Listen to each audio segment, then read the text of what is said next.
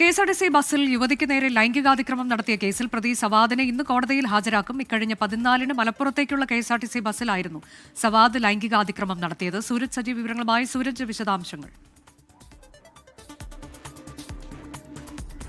അനുജ, ഇക്കഴിഞ്ഞ 14-ന് മലപ്പുറത്തേക്ക് പോയിരുന്ന കെഎസ്ആർടിസി ബസ്സിലാണ് സവാദ് യുവതിക്ക് നേരെ അതിക്രമം നടത്തുന്നത്. തൃശ്ശൂരിൽ നിന്ന് ഈ ബസ് പുറപ്പെട്ട് പടിഞ്ഞാറേക്കോട്ട് എത്തുന്ന സമയത്ത് ഈ ലൈംഗിക അതിക്രമം നടത്തുകയായിരുന്നു. പിന്നീട് സവാദിനെ ഈ ബസ്സിലുണ്ടായിരുന്ന യാത്രക്കാർ തന്നെ തടഞ്ഞുവെച്ച് പേരാമംഗലം പോലീസ് സ്റ്റേഷനിലെത്തിച്ച് ഈ സവാദിനെ കൈമാറാൻ ഒരു ശ്രമം നടത്തുന്നു. പേരാമംഗലം സ്റ്റേഷനിലെത്തിയ സവാദ് ഈ ബസ്സിൽ നിന്ന് ബസ്സിലെ യാത്രക്കാർ സവാദിനെ പുറത്തേക്ക് ഇറക്കുന്നതിനിടയിൽ സവാദ് ഓടി രക്ഷപ്പെടുകയായിരുന്നു. പിന്നീട് യുവതി ഈ സംഭവം നടന്നത് തൃശ്ശൂർ വെസ്റ്റ് പോലീസ് സ്റ്റേഷനിലായതുകൊണ്ട് തന്നെ തൃശ്ശൂർ ഈസ്റ്റ് പോലീസ് സ്റ്റേഷനിലായതുകൊണ്ട് തന്നെ ഈസ്റ്റ് പോലീസിന് ഈ പരാതി കൈമാറുന്നു. അങ്ങനെ ഈസ്റ്റ് പോലീസ് നടത്തിയ അന്വേഷണത്തിൽ പൊള്ളാച്ചിയിൽ നിന്നാണ് ഇന്നലെ സവാദിനെ അതിസാഹസികമായി പിടികൂടിയത്. എന്തായാലും പ്രതിയുടെ അറസ്റ്റ് ഉൾപ്പെടെ പോലീസ് രേഖപ്പെടുത്തിയിട്ടുണ്ട്. ഇന്ന് അയ്യന്തോൾ കോടതിയിൽ ഹാജരാക്കാനാണ് തീരുമാനിച്ചിട്ടുള്ളത്.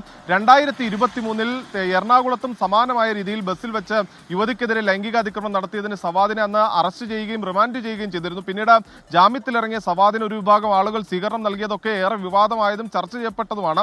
ഇതിന് പിന്നാലെയാണ് ഇപ്പോൾ സമാനമായ കേസിൽ തൃശ്ശൂരിൽ ഇപ്പോൾ സവാദ് അറസ്റ്റിലായിരിക്കുന്ന അനുജ.